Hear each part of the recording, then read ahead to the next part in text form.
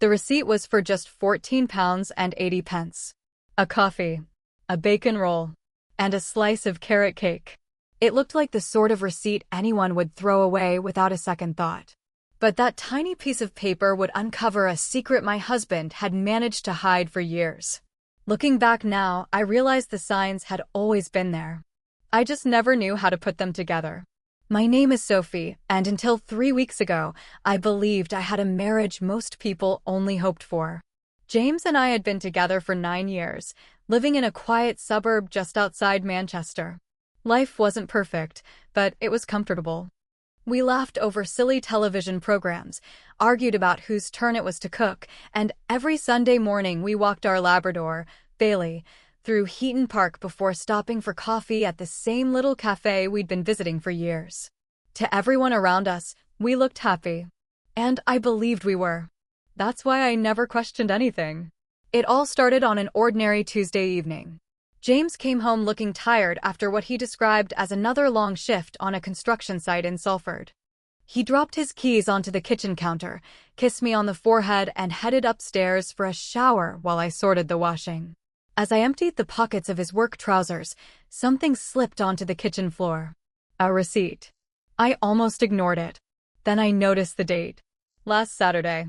The exact day James had told me he was working overtime. But the receipt wasn't from Salford. It was from a small independent bakery in Marple, almost 40 minutes away. I frowned.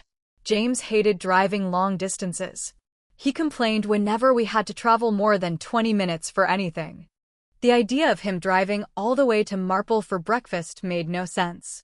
Still, I refused to jump to conclusions. Maybe he'd been there with workmates. Maybe a client had picked the cafe. Maybe someone else had accidentally given him the receipt. I folded it neatly and left it on the kitchen table. A few minutes later, James came downstairs wearing a clean t-shirt, drying his hair with a towel. I smiled and held up the receipt. So, I laughed. Planning secret bakery trips without me? For a fraction of a second. His smile disappeared. It was so quick that most people would never have noticed. But I did. Then he laughed. Oh, that? One of the lads bought breakfast. He must have shoved the receipt into my pocket by mistake. His answer sounded perfectly reasonable. Almost too reasonable. Because James had one habit he'd never broken in 9 years. Every evening, before putting his clothes in the wash, he'd empty every single pocket. Coins. Receipts. Keys. Everything. He couldn't stand clutter. So why was this receipt still there? The question crossed my mind. Then I pushed it aside. Because that's what trust makes you do. When you've loved someone for nearly a decade, you don't immediately assume they're lying. You choose to believe them. And that's exactly what I did. Until 2 days later. I was loading shopping into the boot of my car outside the supermarket when I heard someone call out across the car park. James. I turned automatically. An elderly woman was smiling as she walked towards me. The closer she came, the more embarrassed she looked. Oh goodness, she laughed. I'm so sorry. I thought you were James's wife. I am, I replied with a smile. Her face lit up. Oh, wonderful. She gently touched my arm. Please thank your husband for everything he's been doing for my daughter. I frowned. My daughter? Yes, she said warmly. He's been visiting her every Saturday for months. Honestly, we don't know what we'd have done without him. Every Saturday. Those 2 words echoed in my mind. Every Saturday. The same Saturdays James always claimed he was working overtime. I forced myself to smile, even though my stomach had started to tighten. I think there must be some misunderstanding. The woman's smile slowly faded. Oh, I was certain he'd already told you. She apologized politely before walking away. I stood frozen in the middle of the car park. For the first time in 9 years. I knew my husband had lied to me. The only question was, who had James really been visiting every Saturday? And why had he kept it hidden for so long? I couldn't stop thinking about what the elderly woman had said. He's been visiting my daughter every Saturday for months. Those words followed me all the way home. I tried to convince myself she'd simply mistaken James for someone else. Maybe she'd confused him with another volunteer. Maybe there was an innocent explanation I hadn't thought of yet. But deep down, I knew she hadn't made a mistake. She hadn't asked if I was James's wife. She already knew I was. When I walked through the front door, James was standing in the kitchen making tea as though nothing had happened. He smiled when he saw me, kissed my forehead, and asked if I'd had a good day. I smiled back and said it was fine. It was the first lie I'd ever told my husband. As we sat together in the living room that evening, I found myself watching him instead of listening to him. Every smile suddenly felt rehearsed. Every casual conversation made me wonder what else he wasn't telling me. For 9 years, I'd trusted this man without question. Now, for the first time, doubt had quietly found its way into our home. I didn't confront him. Not yet. If James was hiding something, asking questions without proof would only give him time to invent another excuse. So instead, I stayed quiet and started paying attention. Over the next few days, I noticed things I'd ignored for months. His phone was never left on the table anymore. Whenever it rang, he walked into another room before answering. Some evenings he'd stand alone in the garden for 10 or 15 minutes, staring into the distance before coming back inside pretending everything was normal. Whenever I asked if something was wrong, he'd smile and blame work.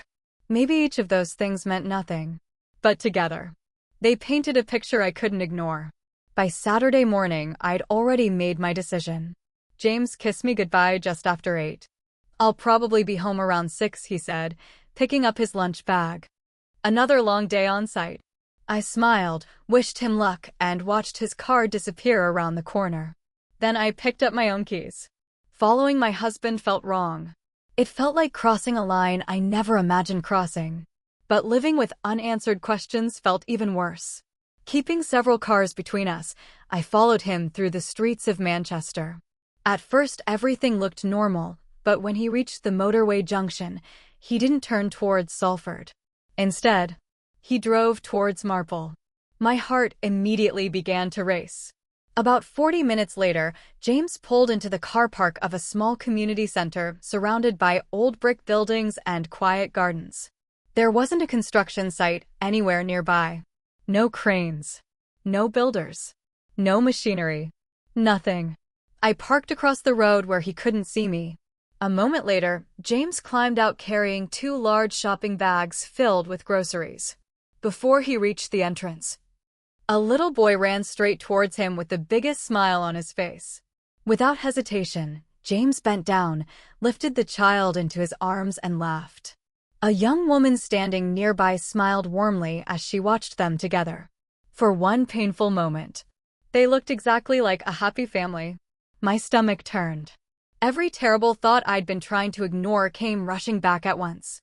Had James been living a second life? Was this the real reason he'd disappeared every Saturday? I reached for the car door. Part of me wanted to confront him immediately, but another part told me to wait. If I walked over now, I'd only see one moment. I wouldn't know the full story. So I stayed exactly where I was. And then something happened that made everything even more confusing. Instead of leaving with the woman and the little boy, James carried the shopping bags inside the community center. Through the front windows, I watched him unload food parcels, arrange tables, and greet elderly residents who welcomed him like an old friend. This wasn't what I'd expected, but it still didn't explain why he'd lied to me for so long. Then, just as I was trying to make sense of it all, a black BMW pulled into the car park. A tall man stepped out and looked directly at James. The smile disappeared from James's face instantly. Whatever was about to happen, it wasn't going to be good. I stayed exactly where I was, barely daring to breathe. From across the road, I watched James walk towards the man who had stepped out of the black BMW. They spoke quietly, but something about the conversation immediately felt wrong. The stranger looked tense, while James kept glancing back at the community center as though he didn't want anyone inside to notice what was happening. A minute later, the man reached into his coat and pulled out a thick brown envelope. He held it out. James frowned but didn't take it straight away. Instead, he shook his head. The man insisted. For several uncomfortable seconds, they stood there arguing in silence. I couldn't hear a single word, but I could see the frustration written across both their faces. Finally, James accepted the envelope. Without another word, the stranger climbed back into his car and drove away, leaving James standing alone in the middle of the car park. He didn't move.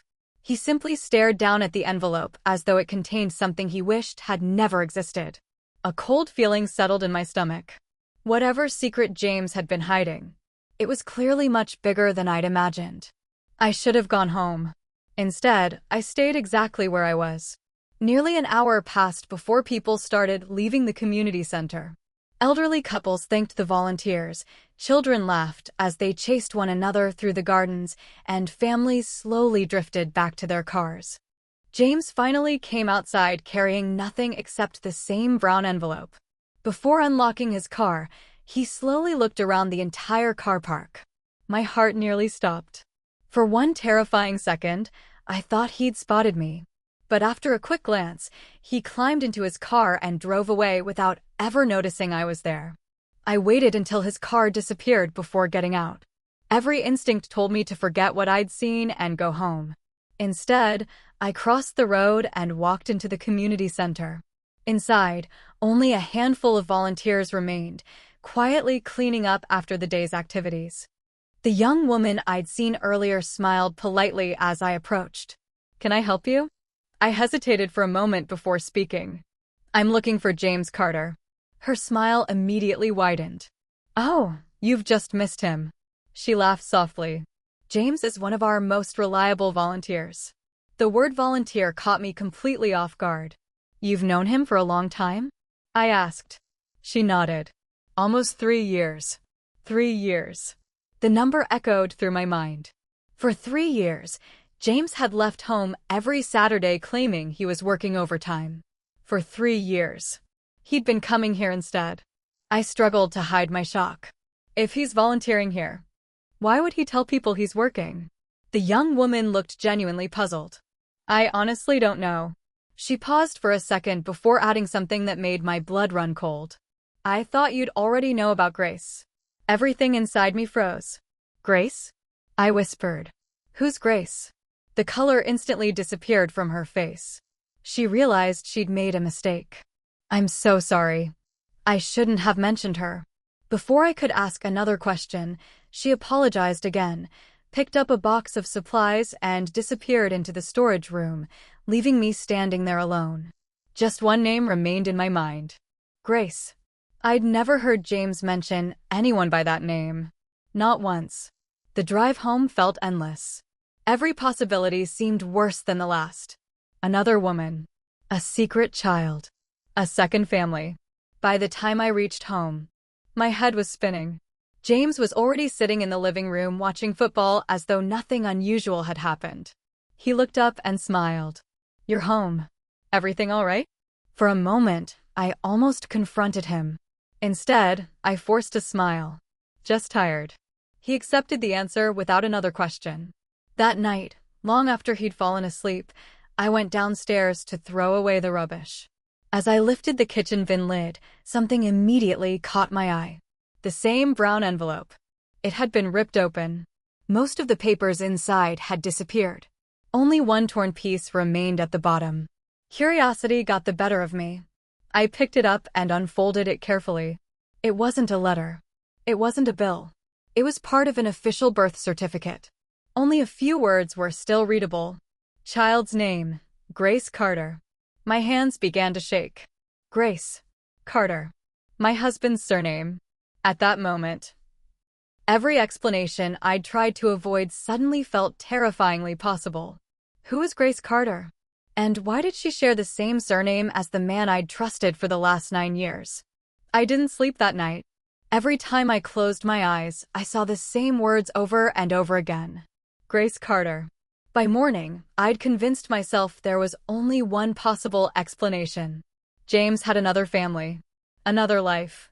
Everything suddenly seemed to fit together. The lies about working overtime, the Saturdays in Marple, the little boy calling out to him, the young woman waiting outside the community center, and now a birth certificate carrying his surname. I wanted to wake him up and demand the truth. But if I was wrong, one accusation could destroy 9 years of marriage. And if I was right, Perhaps our marriage had already ended. So I said nothing.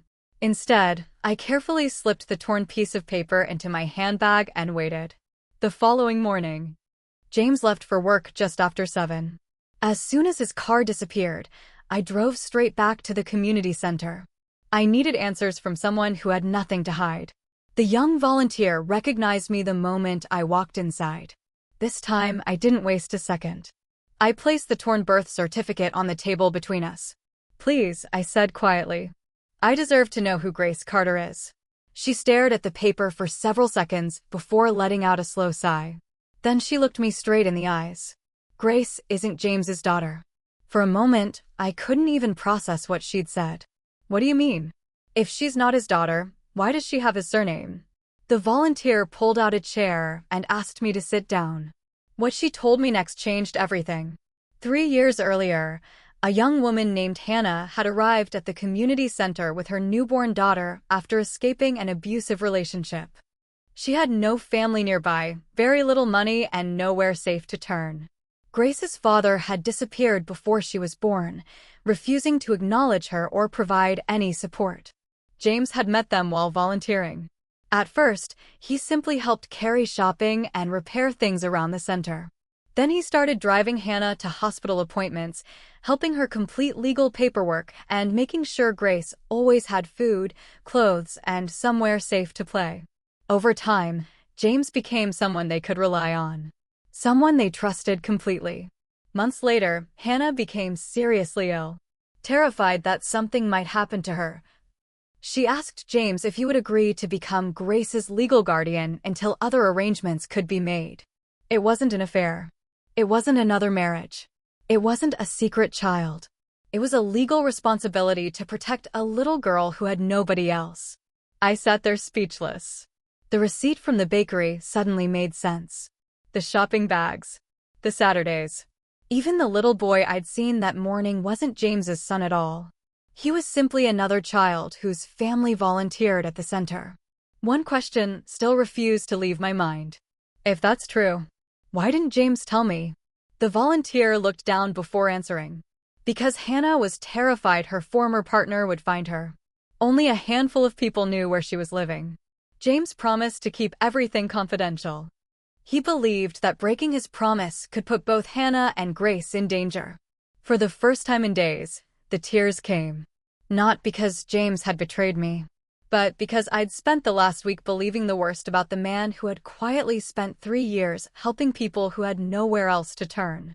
That evening, when James walked through the front door, I placed the torn birth certificate and the bakery receipt on the kitchen table. He looked at them, closed his eyes, and whispered the words I'd never expected to hear. "I'm sorry. I should have trusted you."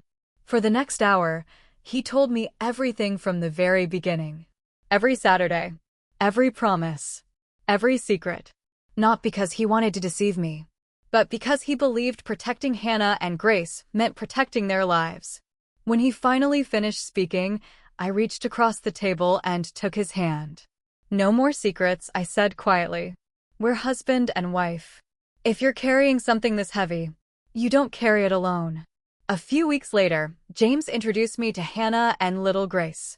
Watching Grace laugh as she played with Bailey in the garden, I realized how close I'd come to destroying my own marriage because I'd mistaken kindness for betrayal. That tiny 14 pounds and 80 pence receipt hadn't uncovered years of cheating. It had uncovered years of compassion that even I had never known existed. Sometimes the biggest secrets aren't hidden because someone is living a double life. Sometimes they're hidden because someone is trying to protect another person's future. If you were in Sophie's position, what would you have done? Would you have confronted James immediately or waited to discover the whole truth? Let us know in the comments, and if you enjoy emotional stories with unexpected endings, don't forget to like, subscribe, and turn on notifications for more true-to-life stories every week. Ya kitna minki script ha.